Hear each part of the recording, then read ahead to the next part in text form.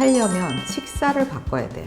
식사를 바꾸지 않고 뭐 보충제 먹고 뭐 표준 치료만 받아서 내 몸이 바뀌지 않아요. 이 5가지만 금하시면 돼요.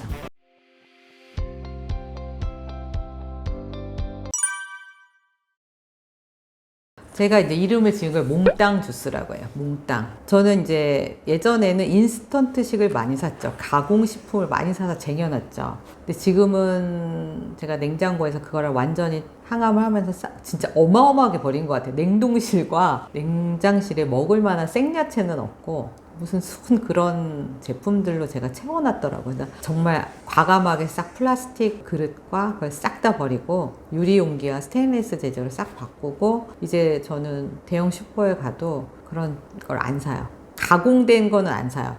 저는 사과, 토마토, 파프리카, 오이, 당근, 뭐 샐러리, 비트, 양배추, 브로콜리 이렇게만 해도 9가지죠. 거기다 조금 더 추가하면 뭐 레몬, 그럼 10가지죠.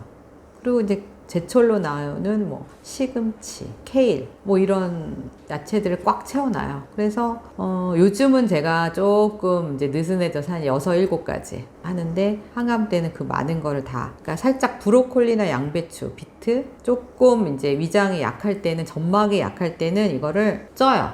소화 흡수가 잘 되게 자극이 없게. 그러나 이제 조금 컨디션이 좋으면 이제 브로콜리나 양배추 정도만 살짝 찝니다. 나머지는 다 듬성듬성 썰어서 믹서기는 좋은 걸 하나 사셔야 돼요. 물 없이 싹 갈려요. 30초면 그걸 싹 갈아서 저는 한 국대접을 한 대접 거기에 죽염을 조금 넣어서 그 죽염으로 간을 하고 또 저는 그 씨앗 오메가가 있거든요. 8가지 씨앗을 저온에서 압축을 해서 기름을 뽑아내면 기름이 산화산패가 안 돼요.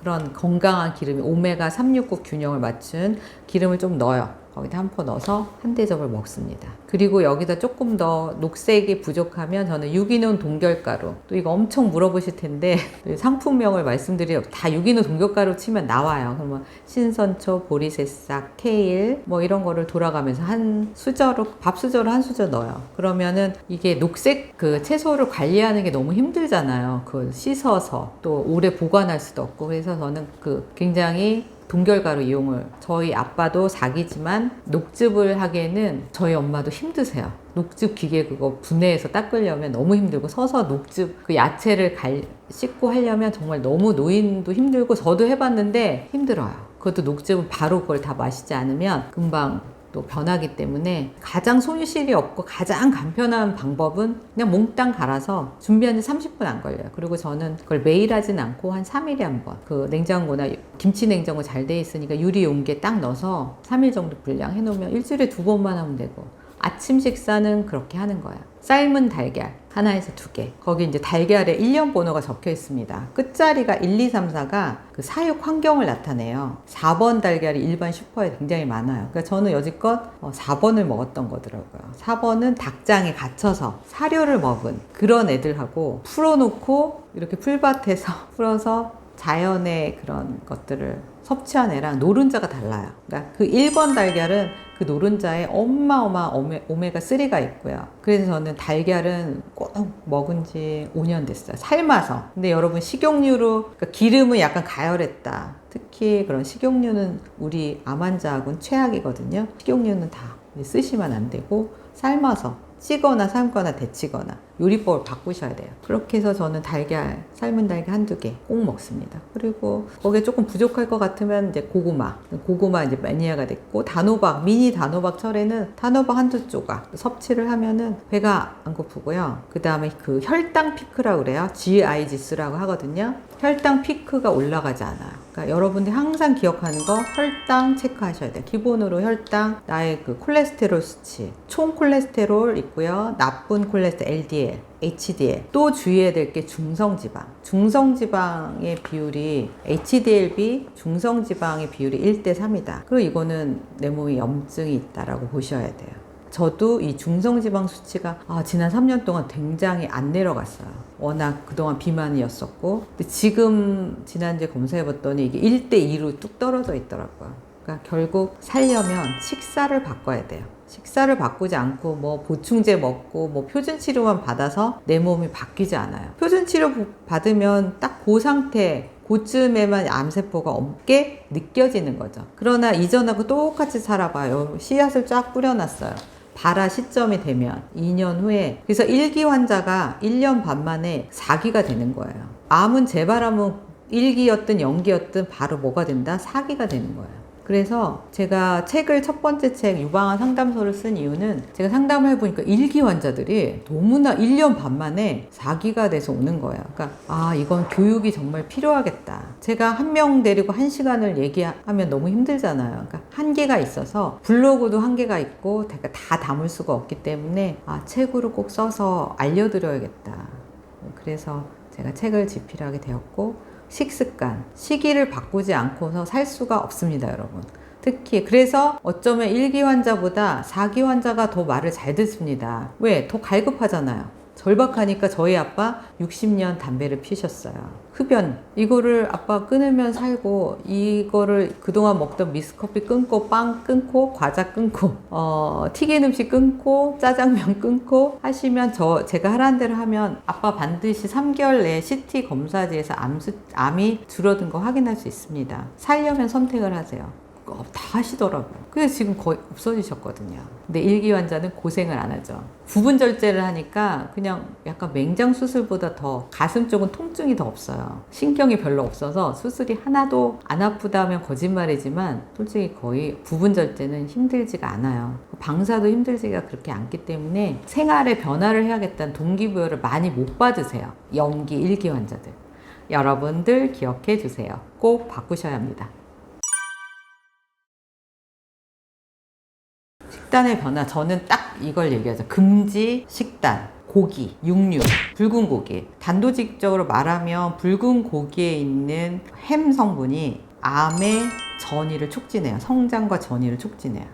선생님들은 먹어도 된다. 그런 말은 제가 제일 싫어하는 말이에요. 카페나 이런 데 댓글로 뭐 이런 근거를 얘기하면 의사 선생님 먹어도 된댔어요. 그러면은 제가 이렇게 얘기해 주죠. 그럼 의사 선생님이 재발하면 책임져 주시나요? 아니죠. 책임져 주시지 않아요. 그렇기 때문에 환자도 자기 주도적인 지식을 가지고 있어야 돼요.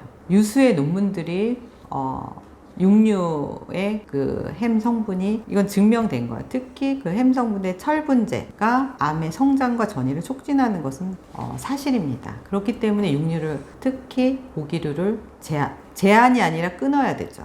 가끔도 안 돼요. 왜? 항암하고 있다고 해서 암세포가 없는 게 아니에요. 수술했다고 해서 암세포가 없는 게 아니기 때문에 전이를, 성장을 할 수 있는 가능성이 있는 건 다 막아야 되지 않겠습니까? 막아야 되고요. 또 하나는 우유, 유제품. 우리나라 여자분들의 유방암이 정말 20년 내 진짜 너무 폭발적으로 급증하는 게, 저도 그랬지만 우리가 서구식 식단을 너무 많이 받아들였죠. 그러면서 우리가 우유의 소비량이 40대에서 너무 많아졌어요. 특히 우리는 뭘 먹냐면 커피 라떼를, 저는 정말 10년 동안 거의 한두 잔씩 매일, 무슨 굉장히 그게 무슨 보약인 것처럼 아침마다 라떼를 탁 이렇게 물고서 제가 출근을 하고, 또 점심 먹고 또 라떼를 먹고, 이거를 10년 이상을 했죠. 아까 제가 얘기했던 것처럼 우유 안에는 IGF-1, 인슐린 유사 성장 인자가 있어요.